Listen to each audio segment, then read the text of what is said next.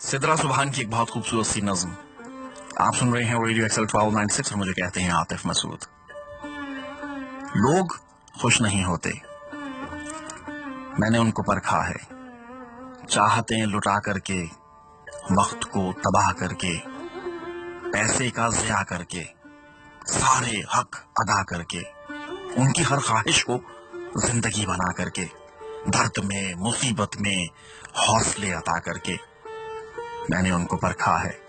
इस तमाम कोशिश में जात को फना करके, और फिर ये जाना है कि लोग खुश नहीं होते, फिर भी कहते रहते हैं ये नहीं किया तुमने, वो नहीं किया तुमने, ये फतूर तेरा है, सब कसूर तेरा है।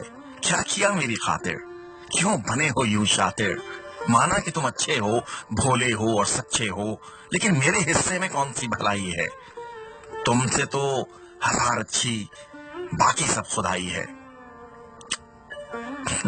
तब ख्याल आता है लोगों की फिक्र में हम किस कदर झुलसते हैं, अपनी सारी ख्वाहिशों से दूर रह के बसते हैं।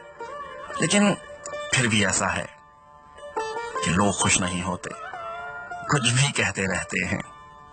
इसलिए ये सोचा है लोगों की खुशी खातिर हमको काम करना है, चाह से मोहब्बत से सबको राम करना है।